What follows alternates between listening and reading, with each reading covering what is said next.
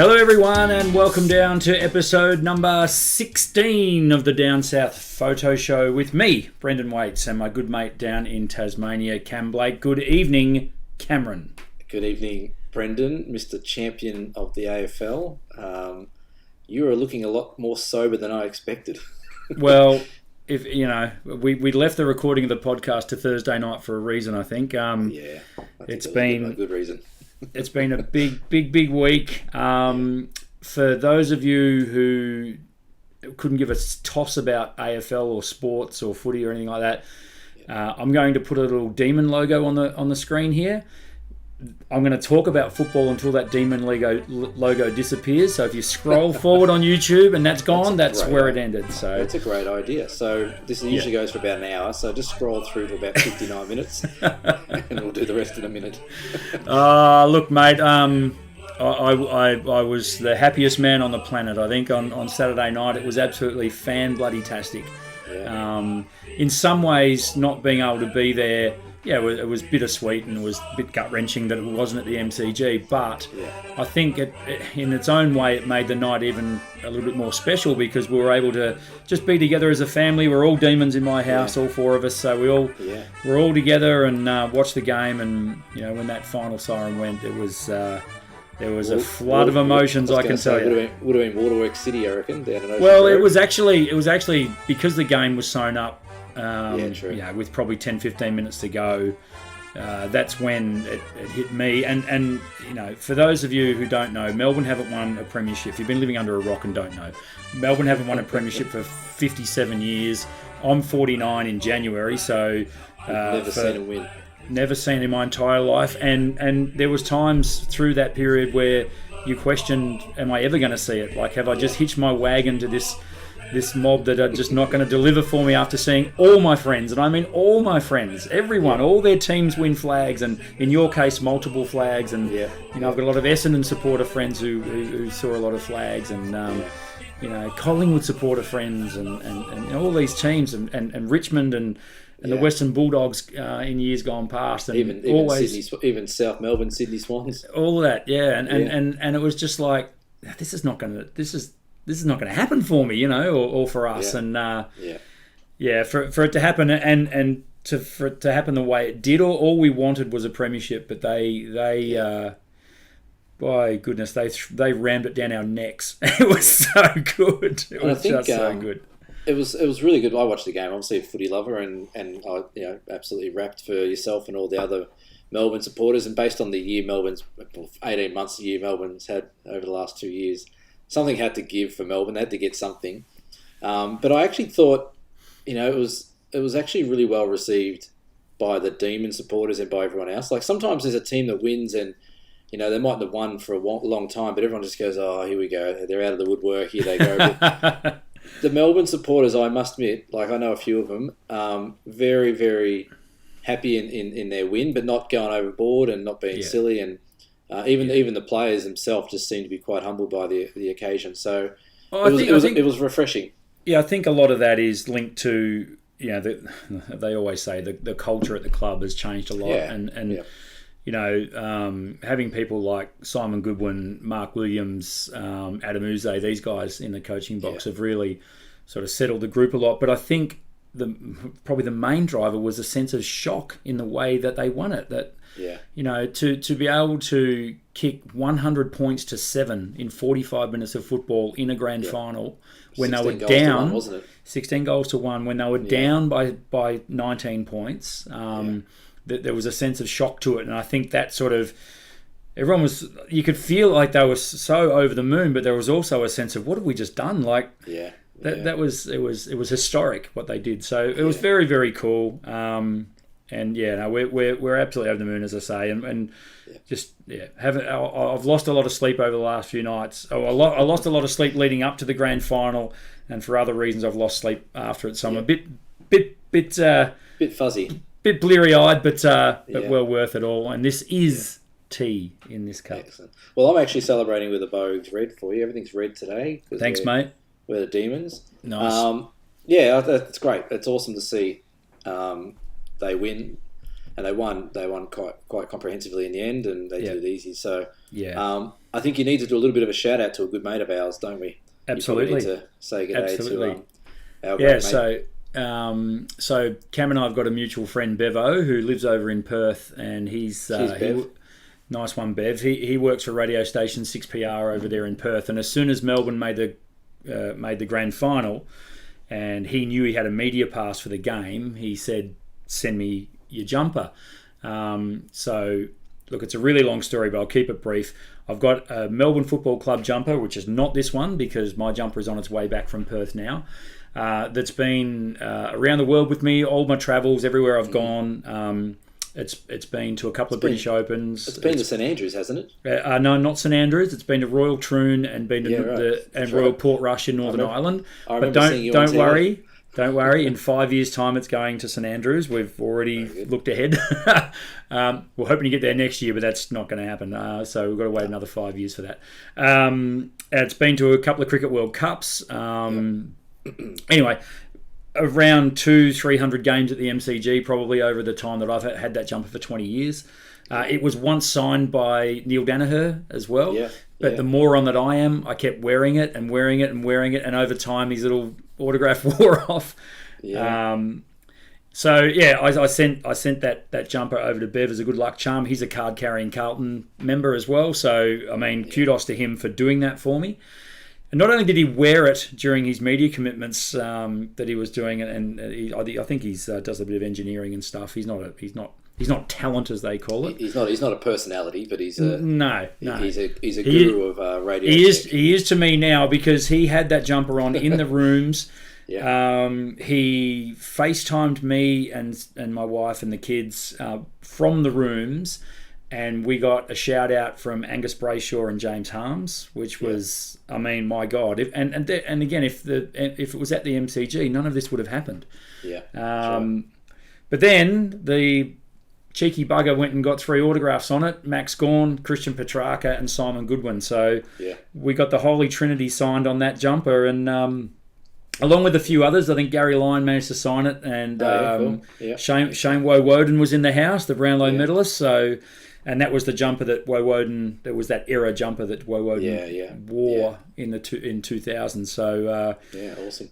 Absolutely bizarre. Absolutely, I haven't got it back yet. And one thing he did for me as well. He went out onto the ground that you can see in the photo behind me, scooped up a bit of the confetti, chucked it in with the jumper as well. So it's just he's unreal. a good lad. He's a good lad. Yeah, very, very good. Just don't mention Carlton. He gets a bit narky about it. I've already told him that his Carlton membership next year is on me. So for what he's done for us. So absolutely awesome. Okay, that's enough footy talk. Thank you everyone for your messages and stuff. And I know a few people were very happy for the logo disappears now. So welcome to episode 16 of the Down South Photo Show. Thank you again for subscribing, everyone, and joining us here on the podcast. We are creeping ever closer to the 200 subscriber mark. I'm just checking now. I haven't looked, actually. No, I don't know that we've had a lot of growth. 191. Everyone's been watching the footy. That's the problem. That's true. So if you like what you're hearing, like, share, tell people to come and listen. That would be awesome. We greatly appreciate it. It sort of spreads the word and encourages us to deliver more of this stuff and nonsense. So tonight's episode, we're going to be talking a bit about a new venture that Cam's going into down in Tasmania. So we'll come to that. We're going to talk about how he's getting on with that and how he's going about it, which will be very, very cool. And I'll share a few stories along the way as well. We don't have a Dear Cam question, but we do have a camera horror story or a photography horror story that we'll share with you as part of our new photographic horror stories segment. We need a theme song for that. We need some like Addams Family music or something. We need I'll come up with an intro. You reckon? Probably not. Hey, it's the year of miracles. Everything's happening this year for you, so maybe you might be able to put a jingle together. Well, that's exactly right. Do I need to put the logo back up? No. Oh, no, it's gone. Okay. No, the logo, you can wait another 57 minutes. Actually, going back quickly to footy, my prediction, let's put on episode 16, you win back-to-back. Moving on. Oh, look, you've been so good on the hard jinx all year. I have. Geez, that Jinx paid out on the grand final. That was an absolute beauty, an absolute dolly. Yeah, that was like anyway. Back to the show. Yeah. So, Cam, you sent me a very exciting little video clip this morning of your new gallery space down in Richmond, Tasmania. Care to elaborate, my friend? I can elaborate. Like I mentioned last week, a bit of an opening happening, a bit of a new venture. Myself and another photographer, Luke O'Brien, who is located here in Hobart as well. Luke has a stall at Salamanca Market most Saturdays, so most people probably would have seen him. If you've been to the market, he's been there for years. So we got approached by a gentleman who owns a business out in Richmond, like a arts and crafty sort of business. They do beautiful candles and knitworks and all these kind of different arty craft things out in Richmond, called Richmond Botanical Company. They've got this beautiful space out the back, which is part of this old historic stables of the house. So for those that don't know, Richmond's a little bit different to Richmond in Melbourne. It's a really old historic sort of colonial little township. And everything's sandstone brick. It's just beautiful. So we got approached by Mark, and he wants to put a gallery in the back, in the second section of this stables behind the shop. We said, yeah, absolutely. So we've been there, we've been framing, we've been getting prints ready, we've been getting all the framing, hanging rails all sorted out, we've been getting our books and calendars and postcards ready. So pretty much we're hoping next weekend, which will be the 8th and 9th of October, or 9th to 10th of October, we're going to do a bit of a soft opening. There's a few little behind-the-scene tick-off things we have to wait for before we can officially open it and do a bit of an open day. But we're going to open it softly next weekend, which will be the 9th and 10th. And if people are watching the BFOP Bright Festival the Sunday afternoon, I'm hoping to do my live cross or live Zoom for the closing feature of the festival from inside the gallery. So if you want to get a sneak peek, or you're obviously not able to get down here, feel free to tune in. But super exciting. It's an amazingly beautiful spot. It's got this beautiful garden out the back. It was funny today when I was talking to you and sending you videos, and I was making up these little crates to put stuff in, and at the back I could hear these chickens going off. Like it's like all these beautiful. There's these beautiful old dogs that live there. They've got these beautiful cherry blossoms in the garden, and it's just these old stables that big stable doors open up. So we're really, really excited. We've both got some beautiful work hanging up in there. Everything from 8x12 up to big, depending on what size you want to go. We'll be able to deliver anywhere in Tasmania. If you want to buy a big print, we'll drop it to your door. And Australia-wide, we'll be able to sell prints and books and things like that. So super exciting. Never thought I'd not own a gallery, but never thought I'd be involved with a gallery where it's just myself and one other person. So super, super chuffed. And I know you had your own sort of little stall at markets for a long time, and I think you did run a gallery for a while, did you as well? Or yeah, I've run a couple of gallery spaces over the journey, and it is really, really cool to be able to set up a gallery and have all your work on display, fully framed, looking really pro. With good lighting and all that sort of stuff, it's a really cool experience, a very rewarding experience when you see all your work like that finally, because you're not just delving through hard drives or looking on a computer screen anymore. You can see your work, dare I say it, the way it was intended, and that is on a wall, printed, framed, and on a wall. So super excited for you, man. And I've seen the as I said, as we've been saying, you sent me a sneak preview, a couple of photos of the internals and the video and stuff. You've got these beautiful brick walls in there, which are fantastic. Just what a godsend for what you're doing, and then the contrast of the framing, the glass, and then your gorgeous prints are absolutely fantastic. So we've hit the jackpot with this space, and even take all the pictures down and have the bare walls. It's just this old historic stables that has been. It's got a bar in there as well, which is awesome. Which has all been decked out. It's without the images, it's just a beautiful space. So. Are we talking a licensed venue here, Cameron? I can't give too much away in regards to what's going on. So not really in relation to what we're doing with the gallery, but Mark, the owner, has got some other ideas that he's throwing out there, cool. So it might become a bit of it'll always be a gallery, but it might also incorporate some other types of spaces and things like that. His wife, who runs the craft shop next door, I've actually got one behind me here. I've got this hue and pine candle burning behind me. It smells incredibly nice in my house at the moment. Nice. But she might run little workshops on how to make candles and knittings and scarves and all that kind of stuff. We're also going to be running photography workshops out of there. and Lightroom and Photoshop editing workshops and all those kind of things out of there. So it'll become a bit of a my vision for it, or our vision for it, is we really love it to be a hub, a photography hub in the Hobart area where photographers can come out. It's got this beautiful courtyard in the garden. You can come out on a Sunday afternoon, bring your family out, come and have a look at some photos, chill out, have a chat, explore Richmond and really just have a good afternoon, really. So for those of us who are not familiar with Richmond, how far out of Hobart are we talking here? We're talking, 20 minutes, 25 minutes tops from the heart of Hobart. Yep. It's like I said, it's a very, very popular tourist town. It's got Australia's oldest bridge, one of the oldest jails, and the whole town is just sandstone buildings. It's really, really impressive. So, and I think we've hit the jackpot with this space.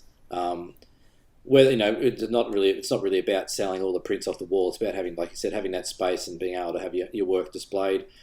We've got access to go in and out whenever we need to, and myself and Luke will be sort of being there on the weekends. We'll probably spend a few hours over lunchtime so people can come out and chat to the artist and hear the stories behind how the photos were made and where they were taken. And well, I think that's a massive plus is for people. I mean, whether you're into your photography or whether you're a tourist who wants a nice image, a nice keepsake of Tasmania, being able to tap into the photographers' minds is really, really cool. People love doing that.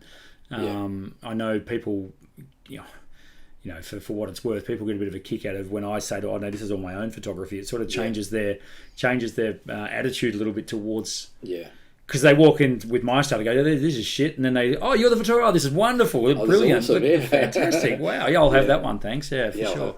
Well, I've always been envious of walking into your shop when you got all your big prints and canvases and prints on the wall. I'm like, oh, I'd love a space like this, and I never thought I'd get there. And like I said, this opportunity has just presented itself. Mark's a really lovely guy and super generous with giving us this space. He's a bit of a photographer in his own right. He's learning the craft and studying a bit about photography. So he seems to think he's going to get as much out of us being there as us being there. So he'll be able to rack our brains and sit in on any workshop he likes and things like that. So we're really excited. And like you said, it's just that whole process of shooting, editing, printing, and framing.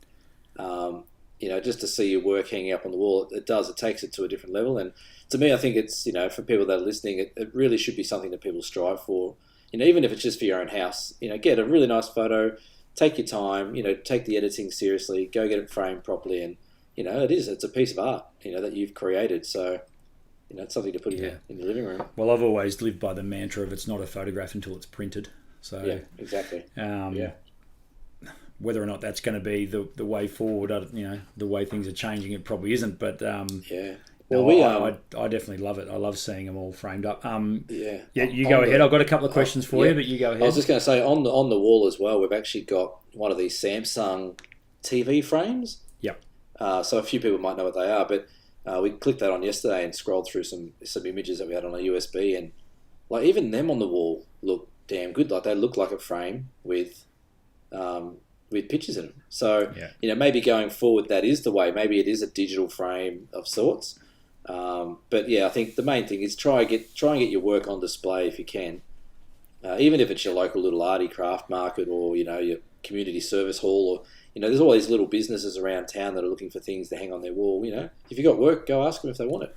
Yeah, there's you go to a lot of smaller country towns around the place, and there's always the coffee shop that's got some local photography there, which I love seeing, and I always stop and look at it, and I always I really enjoy seeing that sort of stuff. So that's a good thing to strive for with your photography. So you've been taking photos in Tasmania for quite some time, Cam, and this gallery is all Tasmanian photography, right? Yes, it is, yeah. So the burning question is, how on earth did you choose what to print and frame and what to put up, and was it hard? And it's a dilemma I've never had before. And I've got to do a similar thing. I'm also exhibiting at the Cradle Mountain Hotel, or the Wilderness Gallery at Cradle Mountain, from November through to March. And I think I said it last week, I've gone from never exhibiting my work to all of a sudden I've got all these opportunities to put my work on the wall. So, it was tricky. We sort of Luke and I had a bit of a chat, and had a look at what sort of work he wanted to put up and what I wanted to put up. He's probably more of a coastal photographer in a way. Luke does some amazing, beautiful coastal work. And he also does some really cool fungi and aurora shots and things like that. Where I'm a bit sort of more wilderness and mountains and rivers and lakes and things like that. So it wasn't easy, but I thought it got down to the point really like, well, let's just put some of the stuff I like on the wall. A bit of Cradle Mountain, a bit of the Tarkine region, a bit of a spread of where I go, and then from there, let's just see if they move off the wall, if they don't move off the wall. But as Luke said to me the other day, he said one of the major benefits he sees out of having this gallery, and he's run galleries before, it gives him a purpose now to go out and shoot. So he says, if I'm going out now, I can look at that and go, hey, that'd be great on the gallery wall. I'm going to go out and shoot X, Y, or Z locations and see what I get. So I sort of took that on board as well. So now when I'm out shooting, it's not necessarily shooting for my own enjoyment or for capturing a region or to maybe sell a print online. It's to where can I put that in the gallery that might look really good in that corner or that size and stuff like that. So yeah, and I guess you would also have a look at it and say, well, what don't we have? Like, what area do we need? Yeah. Do we need to improve on? Do we need some from this spot, that spot, all around? Exactly. So, but I'm assuming how long? Sorry, what was the other gentleman's name? You Luke O'Brien. How long has Luke been shooting in Tassie? Oh, he's been in Tassie about 15 years, I think. Yep. So he's got an amazing catalogue of images as well. He's got probably more than I have, I imagine, on his catalogue. So between the two of us, I think we can cover almost every square inch of Tasmania pretty much. So yeah, at the moment we've got, like I said, we've got some Cradle Mountain stuff. We've got some East Coast. We've got some West Coast. We've got some South region. We've got some Aurora stuff. And then we'll have also like 8x12 mounted, unframed, which people can flick through. We're also going to get some sort of cheaper posters, like the old sort of movie posters, or the old Peter Dombrovskis posters and things like that. We're going to make up some of those so people can take them away with them, which will give us a bit more, I guess, a bit more flexibility on what we put in there. We can put a lot more different locations and shots in there and then keep the killer shots for the wall, I guess. Yeah, so people will be able to grab a poster in a tube, that sort of stuff. Yeah. Because you're going to hopefully get a lot of tourists there, so people are going to want to travel with this stuff, so a poster in a tube would be the way to go. Yeah, that's right, exactly. So the other question I've got for you, and I get asked this a lot, so this is why I'm asking you, have you considered the limited edition route? It's a question that I get asked quite a bit, and I suppose more when I was back doing markets, but also now when I've got the two gallery spaces. Yeah. Every now and then someone will say, "Oh, is this a one-off, or is this a limited edition?" and my smart-ass answer is yes, that's limited. It's limited to how many I can sell normally, but it's always a tricky one, isn't it? Because can a photograph actually be limited edition? Yeah. I mean, it is if you say it is, I suppose, but because of the very nature of a photograph and how easy they are to reproduce, is it actually a limited edition? So what's your thoughts on that? We've spoken about that as well, and I had a probably one of the most in-depth photography conversations I've had over the last 5 years, and this is going to surprise a lot of people. Outside of our podcast, of course. Well before our podcast. This is back in 2019, and this is going to probably shock people that the person I had this in-depth conversation with is going to shock people. But I've mentioned Tom Putt a few times, so a lot of people know who Tom is, the landscape guy from the other side of the bay from you. And we're at the very first BFOP festival, the Bright Festival I attended was in Bright. And I'd met Tom maybe once or twice very briefly, didn't really know him that well. And we finished the festival, we had a few laughs, we had a few drinks, we're all sitting around this fire where all the presenters had a bit of an after party. And we just started talking about stuff, and we both sort of came to the same conclusion at the same time about our photography is, well, what's it all for? Like, why are we doing this? Why are we taking all these photos? Why are we traveling everywhere? Why are we putting ourselves, and why are we putting out stress on ourselves to go get all these images and stuff like that? And we had this really, really in-depth talk. It was probably the alcohol talking more than anything, but about the whole idea of like, we take all these beautiful photos, or whatever you think, beautiful or not beautiful, but we take all these photos, but they all sit on hard drives. What are they for? And it got us talking down they need to be framed, as we've spoken a bit. Like, really, you should be shooting to frame it. It's not a picture until it's been printed, as you say. And then from there, we got to talking about, once we're all dead and gone, 100 years from now, all these photos that we have taken of all these beautiful spots, are they just going to be nothing? Like, are they going to, you look at some of these amazing photographers in the past, this historic, the Ansel Adams and the Peter Dombrowskis and all the amazing photographers, and their work is still circulating. But because photography is such a massive thing these days, to stand out of that crowd or to be, put on a pedestal in your peers and then, remembered for years and years after is a long stretch for most of us, if not all of us. So we sort of got talking about what's this whole legacy about, and that then put us on to, well, maybe our images should be one-offs all the time. Maybe they should be just limited editions every shot, one print, that's it. And we had this really, like I said, by the time we got to that point, we were well and truly into the beers by then. But so getting back to your question about limited edition ones, I sort of frown a bit at limited edition because it's become like so much of a cliche these days. Like, this is a limited edition one-off. Yeah. To me, I don't think you can do limited editions until you've got a status in the photography community that you are, like the Peter Eastways and things like that. Yeah, they can definitely do limited editions. For plebs like me, maybe not, but I do think some photos, I'm sort of pushing back to that idea that, maybe it is going forward. Maybe for the gallery, they are all one-offs. That, you print them, you frame them, they're yours. So you've got a piece of Cam Blake, or you've got a piece of Luke O'Brien, and that that's a one-off. So whether or not that holds any value now, but it might 50 years or 100 years down the track, so it's still hanging on a wall. It's a very good way of looking at it. It's a very different way of looking at it, because from a photographer's perspective, and I suppose it's got to be looked at from a commercial point of view. And the idea of making a limited edition is that you can sell them for more.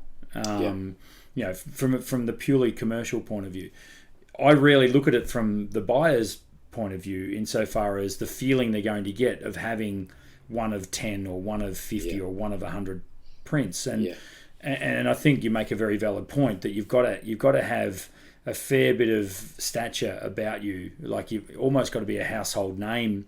Yeah. Now, Ken Duncan's a classic. Well, he to me in Australia, as far as household name photographers go, Ken Duncan would be number one. G'day, Ken. I know you're watching. He does. He loves the show. He's all about it. Yeah. Steve Parrish would be probably a pretty close second, and that's more to do with the work he did through the 90s, where he went into any Australia post office and it was all Steve Parrish's work. That's right. Yeah. And he was a trailblazer. I mean, as much as a lot of people didn't like his work, and there was a lot of jealousy there, because he went out there and he got his gear. Same with Ken Duncan. I mean, sure, you could buy a Ken Duncan pantograph in Kmart for $89 fully framed, but then again, you could buy one of his limited edition prints in his gallery for 10, 15 grand. So, so you're right. He had the runs on the board and the credits in the back to be able to do that. So for a guy like myself or you or back 20 years ago when I started doing markets, for me to be able to go to a market stall literally out of the back of my ute and say that this is a limited edition print, I mean, that's laughable. I think, I think that to me it's, and again, this is where I sort of try and pride myself on being a very passionate photographer, but also a very traditional photographer, in the way that to me, it's not about commercial. To me, selling a print is not necessarily to me about how much you make on that print. To me, that's the sugar on top. To me, the reward is that someone actually gives enough shits to buy a bit of my work and hang it on and feel that it's lovely enough to put in their personal home on a wall. Like that's the reward to me. And it sounds corny, and people might say, "Oh, you're just blowing wind up us here," but it is. Like, the money on top of that is like I said, that's just the cream on the top. So. Yeah. And I think what's happened as well is there's so many photographers out there that have just gone, limited edition 1 of 10. Like you said, I'll crank the price up, or every time I sell one, they get more expensive. And really, if you pull the layers off that is purely just a money making exercise. Which, yes, that's what business is all about, making money. But to me, if you're passionate and true to your morals about being a photographer, the price tag should be the last of your concerns. I think limited editions are almost cart before the horse sort of stuff. They are. Yeah. Really, I mean, if you want to do a limited edition, like you say, make one, and that's it. And that's it. But then, of course, the question comes: well, how do I know that that's one of one? And the only really way you can do that is to destroy the file on video or something. I don't know. It's not just a certificate of authenticity. They're not worth the paper they're printed on these days. No, that's right. It's more a matter of, okay, this is or shoot film and give them the negative. I don't know. Yeah. Well, we had that discussion as well, Luke and I, the other day, and I got to the point where you could package it up. There's your frame print. There's the USB with the file. Yep. The file is now yours. Yep. And to me, I think if someone walked out of a gallery or out of a shop and had this nice, beautiful framed image and went, "I'm the only person in the world that's ever got this," they're then investing they're sort of investing in you becoming a bit more famous as you get older. Yep. And they're also investing in your passion and your artwork. And to me, like I look at my Lightroom catalog, I've got 400,000 or 500,000 shots of Tasmania. And out of that, I've got a little folder in my Lightroom thing, like the 5-star shots that I'd like to, the ones that are good shots. I've got 2,500 in that folder. So if one or two of them go for good, it'd be almost like, I don't know, it'd be like selling the rights to a song or something like that, wouldn't it? That you've made this song, you put it together, now you've given it to someone else, to make the money from or perform it. I think it's your artwork. You can give it to someone, and you can give it to them completely at a premium price, or you can give it to them as here's a general run of the mill one for a lesser price. But the big question is what do you sell it for? Yeah, and this is I get asked this all the time, and I was sort of leading down that path as well for the podcast tonight. It's so hard to put a price on things because the commercial realities of what I do is I've got to pay the rent, I've got to pay staff, there are overheads involved, there's the cost of production, there's the cost of my equipment, there's the cost of my time, all that sort of stuff. Yeah. But I get this comment a lot in my shop, and that is, "Oh wow, you're too cheap. Like you're really well priced." And of course, again, smart ass me. "Oh, how many would you like?" is the general. They back off pretty quick then.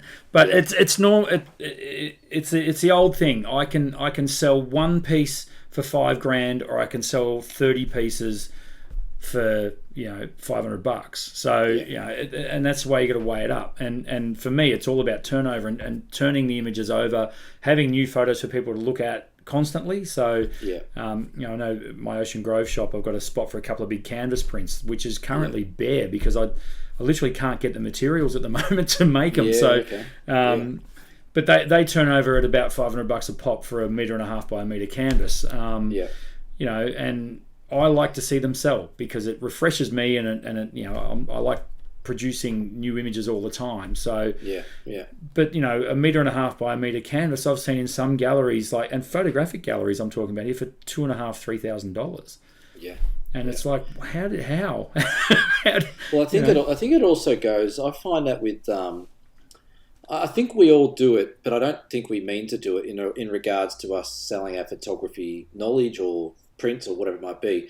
I think what we do, though, we actually slot ourselves into a certain price bracket or a certain level of, in society of what people can afford us. So I'm the same. I know photographers who will sell pieces of work for $5, $10, even more $1,000, and they might sell one a year or something like that. But it'll be sold to someone who has a lot of money in a big house who needs a bit of wall filled. So I think it depends on the individual where you're trying to slot yourself into that price range. The same with workshops. I always get told by other photographers, like, "Geez, your workshops are cheap. I'd be charging twice as much as that." I'm like, well, I don't. What I make out of them, I'm happy with. I'm comfortable with what money I make out of it. If I start charging more and making them more exotic, there's a lot more stresses on me when I'm running that workshop. If things go wrong, there's a higher expectation.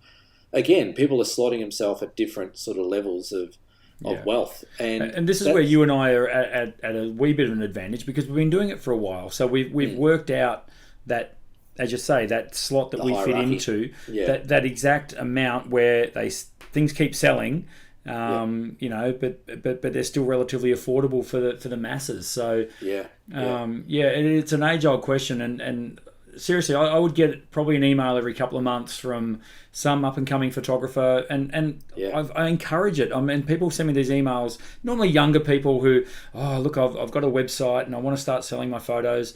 How much should I sell them for? My first response is, that's awesome. Go for it. Do it. My second response is, that's something you're gonna have to find out for yourself. Yeah. Because it's way more rewarding if you work it out for yourself. I'll tell you something not to do to other photographers if you email them. I got one of these a few months ago where I had a photographer email me wanting practically my business model on how I run workshops, how much profit I make, how much it costs me. Yeah, just hand over all your IP, please, for free. Yeah, I just want it. Pretty much like itinerary every day. I'm thinking I'm doing the same thing. I've just got into photography. I reckon I can run workshops. How much do you charge? Not in Tasmania, surely. I won't say any more. Oh, no. And it's just like, okay. And whether or not it was just them being a bit naive or I'm not too sure. No, you'd have to give them that and say, well, look, they're just being naive. But so don't send emails to photographers about that because we'll be nice when we reply, but you probably won't want to hear what we say when we get the email or message or whatever. But it's amazing. And going a little back before that as well. I mean, people that do markets. Now, I started at the markets. I used to love doing the markets. I really did. I know you did one with me once, Cam, and we. It's fun. You get to talk to people. You get to sell a bit of stuff. You have a coffee. You read the paper. You have a chat with people about your photography. Yeah, it's awesome. There was a couple of things I hated about it. One was all the markets I did were always outdoor, and you were weather dependent. Yeah. Oh man, some of this talk about photographic horror stories. Some of the markets that I did in, gusty winds and rain and God knows what else. So that's probably a podcast for another day. But I spoke to a very, very famous photographer one day. I was over in New Zealand and I went on one of his workshops, and he said to me, I told him, I really like your work, blah, blah, blah. And he said, oh, what do you do with your stuff? So, actually, I sell my work at markets. And straight away, he just looked me in the eye and said, you start at the markets, you die at the markets. Yeah. And I was like, that's, first of all, really rude because that's what I'm doing for a living right now. Yeah. And it was my living at the time. Yeah. And second of all, I couldn't have disagreed with him more because it got my stuff out to the masses quite well. I got quite a good following. I was doing Red Hill Market. I was doing the Flemington Racecourse Market, which I really enjoyed doing. And prior to that, when I lived up on the Sunshine Coast in Queensland, I was doing the Yamundi markets, which is probably one of Australia's most famous markets. Yeah, and I loved it. And I loved the community of people that were at the markets as well, until they went ahead and let in 4 other friggin' photographers, but that's another story. Damn those photographers. Oh, the bastards. They had, this guy's making money. How do I do this? How do I get in on this act? He started the market. He's going to die there. I want to do that's that. right. Yeah, exactly. So the hot take out of that is, if you've got some photography and you think you want to start selling your work, and no one can judge you but yourself. So, if you think your work's up to a standard where you can start selling it, go and get a little stall at a market. You can set it up for $300 or $400 these days. It's definitely a lot more accessible than what it used to be. 100%. Get a few prints going. Chuck a few in some cheaper frames and get them out there. And you never know what it might lead to. It might become something that you might only do it every third or fourth Sunday or whenever the bloody market's on. But you're getting yourself out there. I think what you're saying is, just going back a couple of sentences there about talking to people in under the market. If anything, I'm probably, like in my past life, I did a bit of work in government, but I managed a couple of retail stores behind back and worked at retail with you in camera stores.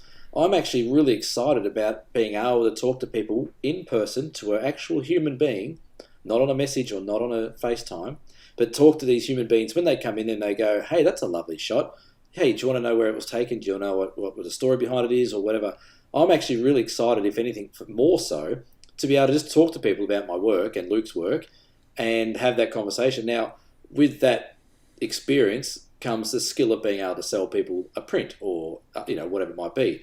But the initial excitement for me will be if someone comes in and you hear it's a relatively small space or a couple of rooms big, if they're talking about a print, you can say, hey, that's my print. I'm the photographer. This is where it was taken. Blah blah blah blah. Yeah. And to me, that's exciting because that is something that doesn't happen enough anymore. No, you're exactly right, and I think from my experience at the market, so I started doing markets with my photography well before I got into retail, but one thing led to the other. I mean, I got good. I don't know. I did really well at speaking to customers and potential customers. There is still, when you've got your own space or your own market stall, there is still that thrill of the chase of getting people to buy your work and part with their hard earned for your stuff. Yeah. Of course, the photo does the talking first. Yeah. But there's also as you say, that interaction with a human that is so cool, and it's really good. And I know hopefully the experiences you get from your gallery will be a lot of that. You'll talk for half an hour with a customer. They might not even buy anything, Cam, but that it's that interaction, that engagement with your customer, and clearly they're going to be interested in photography. Yeah. One thing I found. I found out pretty early days, and that is, generally speaking, you don't sell photographs to photographers. Generally speaking, unless you've got an absolute standout or an image that they've always wanted to get but could never get to that location, that sort of stuff, and they have that kind of emotional connection to it. But generally speaking, it's people who are holidaying or out and about for a weekend, and that sort of, particularly a place like Richmond. I mean, that's going to be it's going to be a buzz. You have struck on a really, really good little town there, so and you'll be able to talk to people who might be out there looking for something for their walls, and that'll be awesome, man.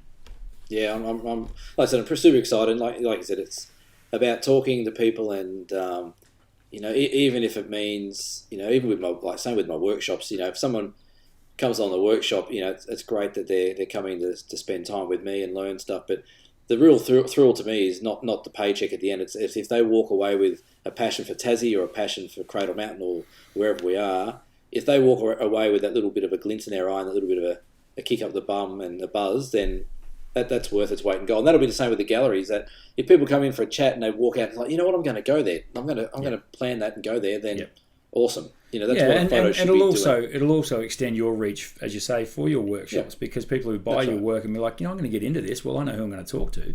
Yeah, that's right. So that's how Mark got onto us, because he'd done a workshop with Luke before. There you go. So yeah, perfect. There you go. Very cool. So I'll just quickly plug it. It's going to be a soft opening, October 9, 10. We're hoping to probably do like a bit of an open day, maybe early November when the weather's a bit warmer. So if you're in Tassie and you're in Richmond, currently it's the Richmond Botanical Company. It will be called the Tasmanian Photography Gallery once we get everything going. But still don't know how you came up with the name, mate. It's so clever. I know. Clever. It's amazing. We just better put Tasmanian stuff in there. Walk in, it's the Ocean Grove Gallery. Yeah, nice. Yeah. Well, Anyway, thank you for. Yeah. There you go. But thank you, and once again, a huge shout out to Mark who owns the house and the property and the other shop.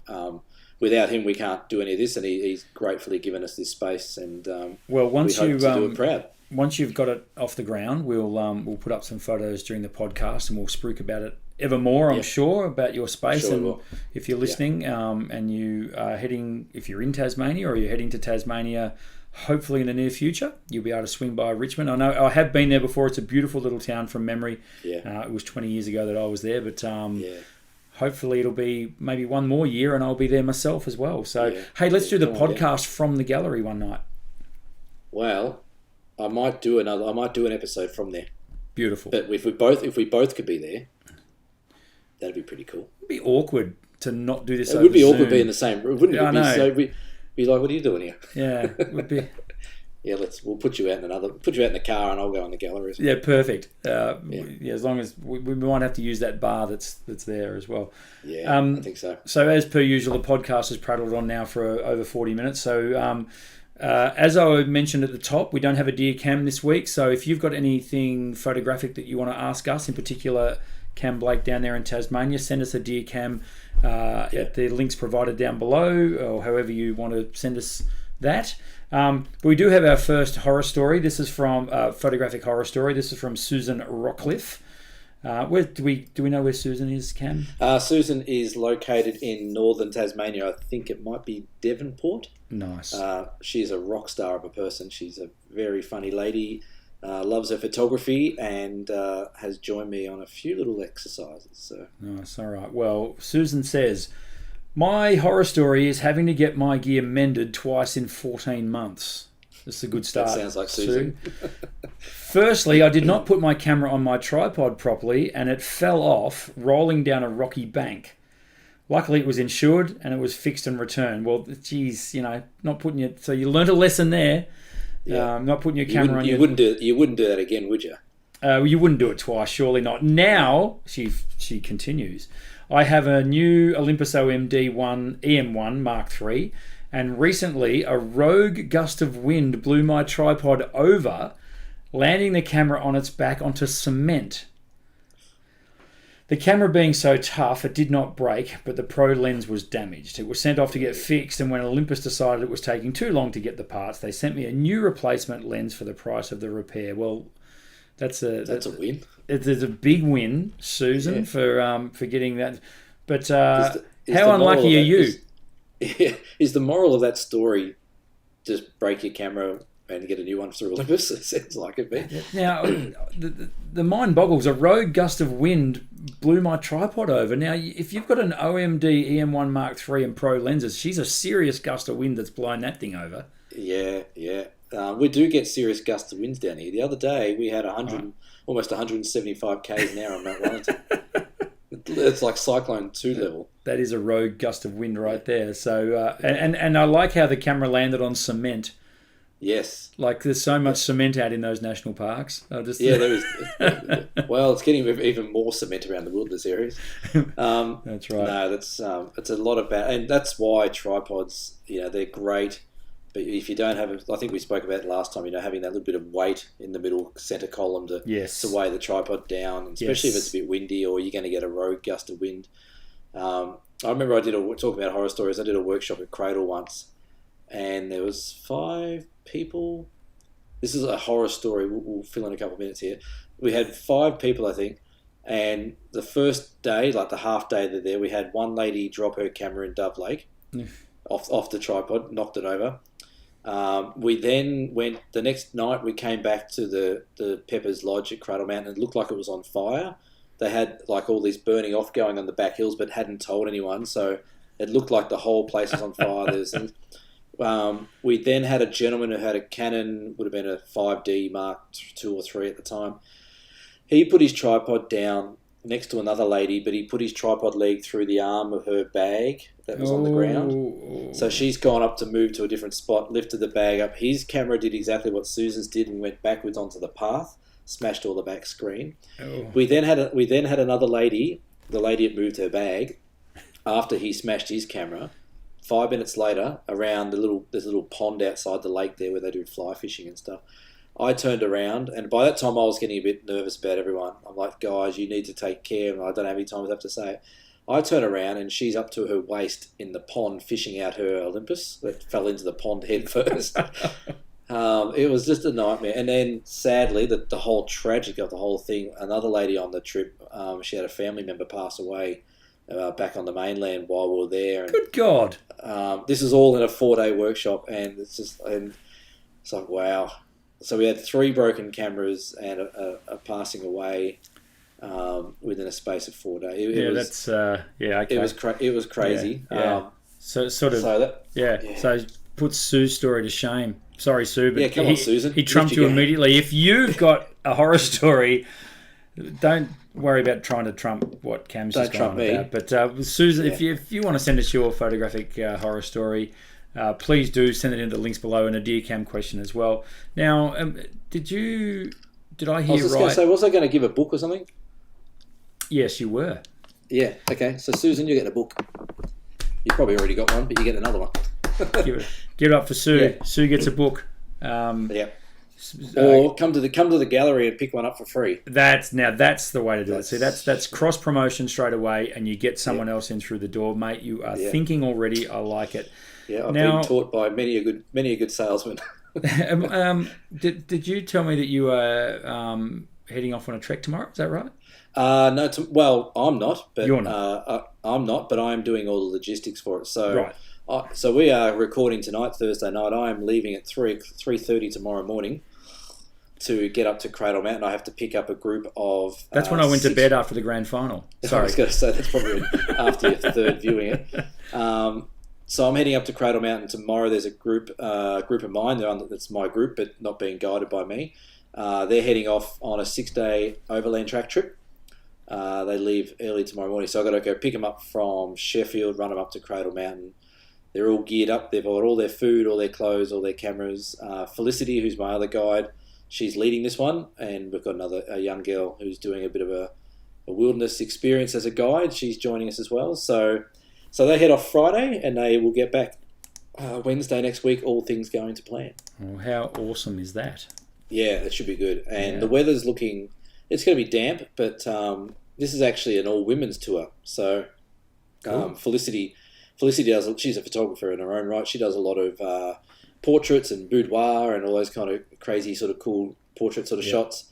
And she's doing this as a bit of a woman's empowerment. You know, get yourself out into nature, put yourself through a bit of a challenge. And we have sold out close to 6 of these walks in the next 12, 15 months. Fantastic. Yeah, is that why you shaved your beard off? The beard, you couldn't help yourself, could you? The beard came off accidentally tonight because I was accidentally. I was trying to trim it because it was getting a bit bushy, and I put the shaver razor thing on the wrong setting. So we are back to bare minimum. Yep. Well, it'll grow back very quickly, I'm sure. It will. Yeah. So that's what you've got coming up tomorrow, and of course all the excitement building around your gallery, getting all that sorted out, I'm sure.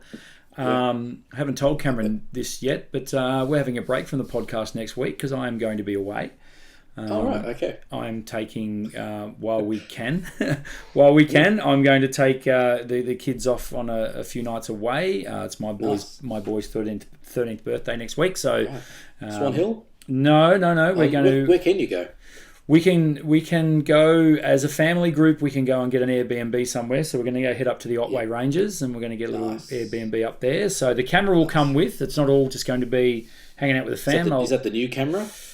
Could be. Depends on. The next podcast in 2 weeks' time is going to be. That's why we need a break, because we're going to have that as well. But we're heading off for most of next week. So I'm looking forward to doing that. I'm going to trump you there. We just booked a trip from Tassie. Mm-hmm. We're going to Uluru. Fantastic. End of next, maybe. Well, we think we are. Yeah, I hope you are too. End of next month, we're going to fly to Adelaide and then drive up to Uluru. Brilliant. And then maybe have a look at the Flinders Ranges on the way back. So are we talking a camper van kind of setup here?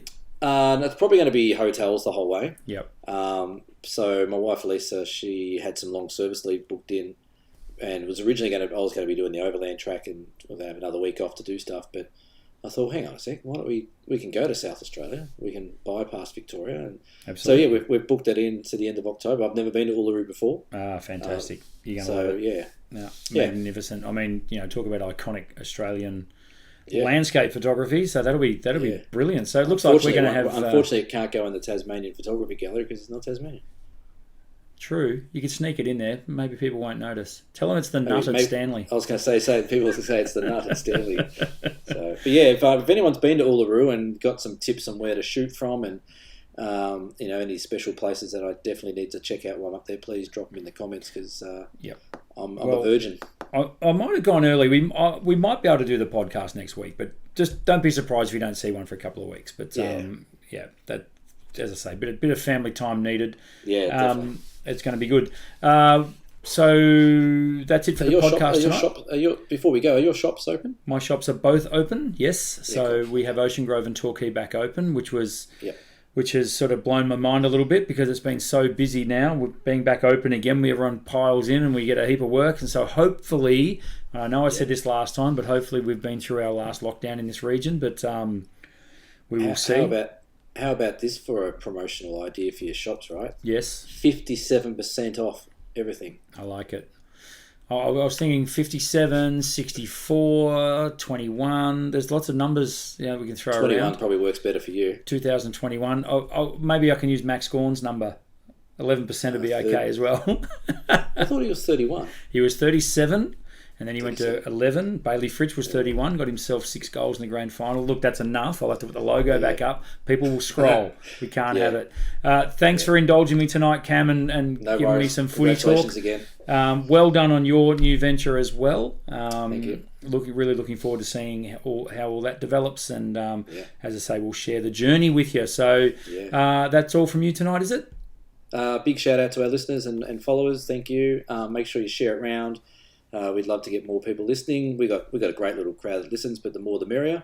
But that's it for me. Congratulations to you again, Brendan. And am I wrapping the show up? No, you better do it.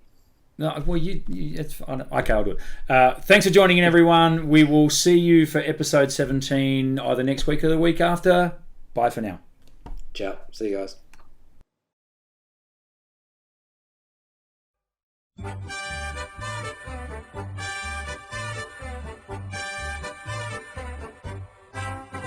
It's a grand old flag, it's a high-flying flag, it's the emblem for me and for you. It's the emblem of the team we love, the team of the red and the blue. Every heart beats true for the red and the blue, and we sing this song to you. Should old acquaintance be forgot, keep your eye on the red and the blue.